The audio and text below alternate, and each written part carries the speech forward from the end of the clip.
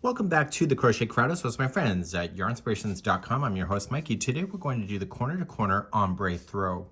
Now, I did get a request on this, and my main focus in today's video is the border of this. So this is regular C2C work. I'll talk about that as we go. And then I'm going to focus on this unique border. So I have somebody that's actually got their Afghan done, but they just wanted help on the border. So that's what today's video is.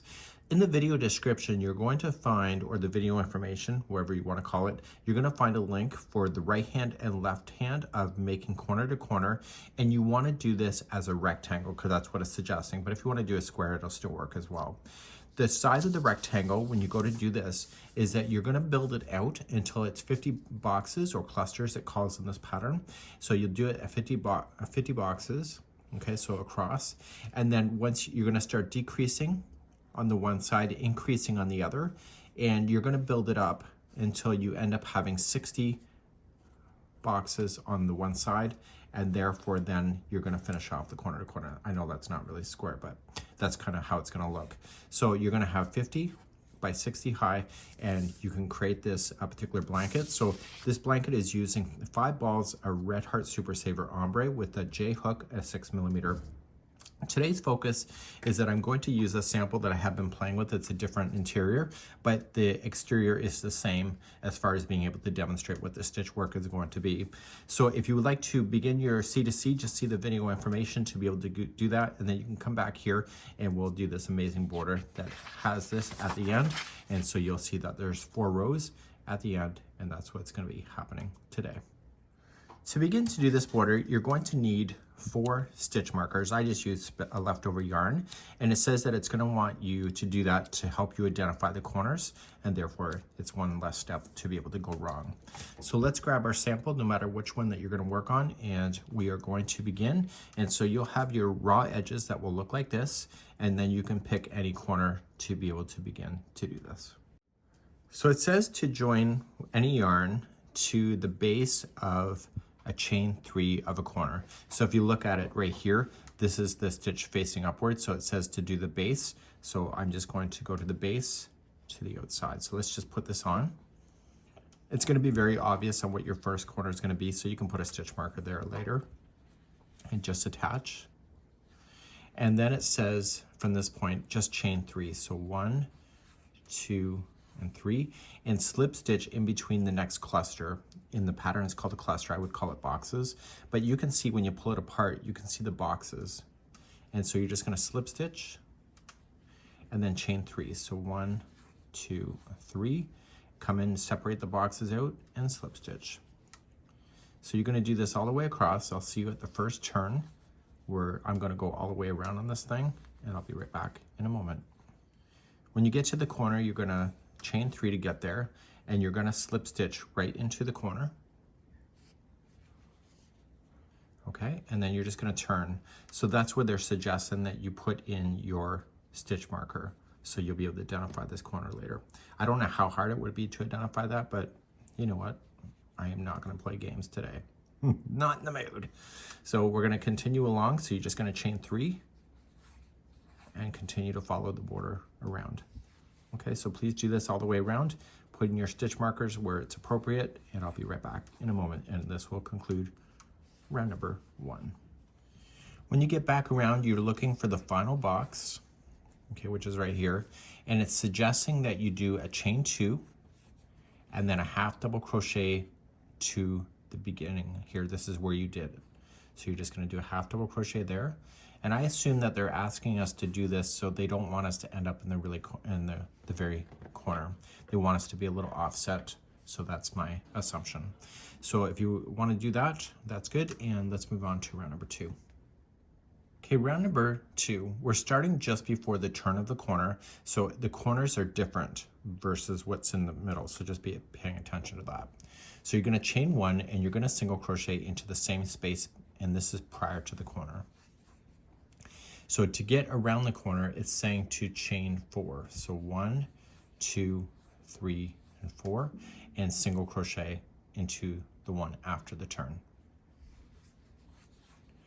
Now this is what's different. So the rest of them going across, it's telling us to chain 3. So 1, 2, 3, and then single crochet into the next space.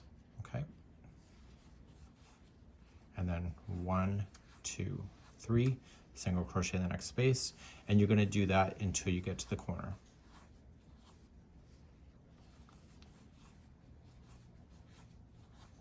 So you'll be able to whip along this pretty quickly, I think, so far.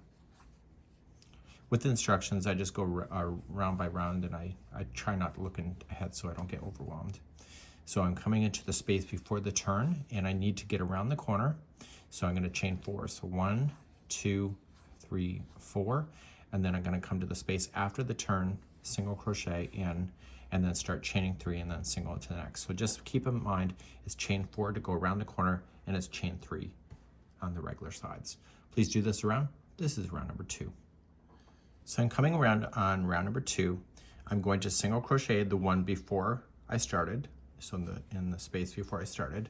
And when you do the final one to come here to where you started, you are going to chain 2 and then do a half double crochet to the first single crochet like that. And again, that will position you so that you're in the middle of another space. Okay, so this remains to be my corner. So what I'm going to do for myself, and maybe recommend for you, is that if you can't see the corner for next time, just move your stitch markers up. It might be more obvious on the other rounds, but I'm just doing that as a precaution, and then moving on to round number 3 next. So round number 3, you're in the space prior to a corner. That's important because the corners are still going to be handled differently. So to start, you're going to chain 1 and single crochet into the space. And to get to the corner, you need to chain 3. So 1, 2, 3, and you're going to single crochet then into this space. Okay, that's your corner.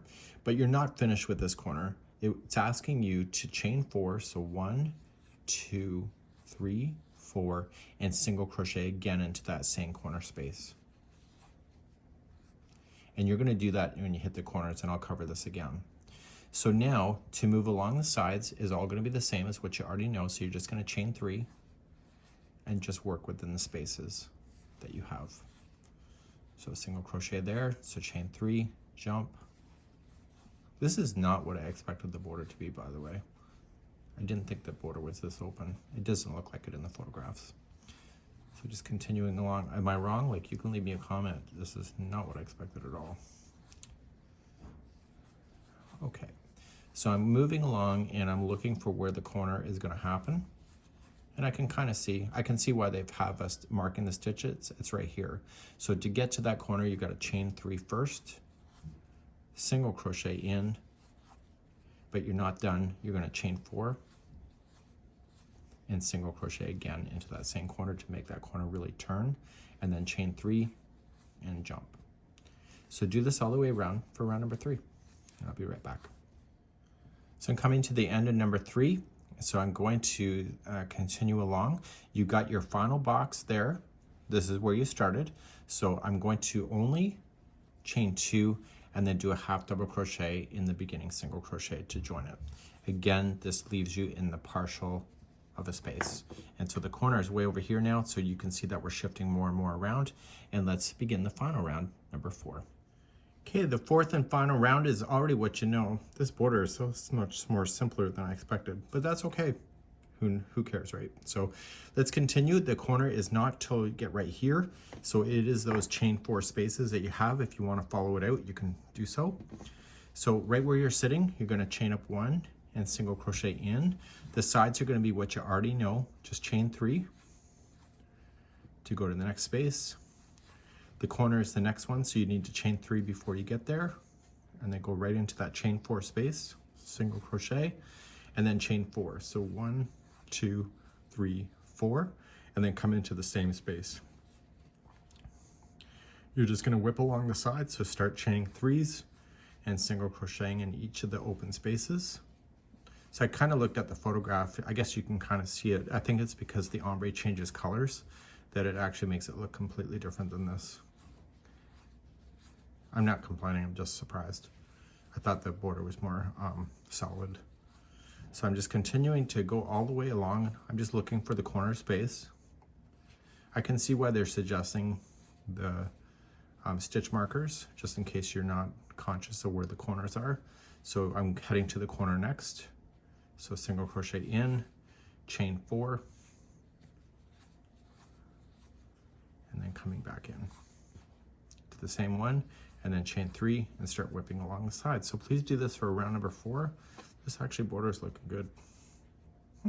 Learn something every day. I'll be right back.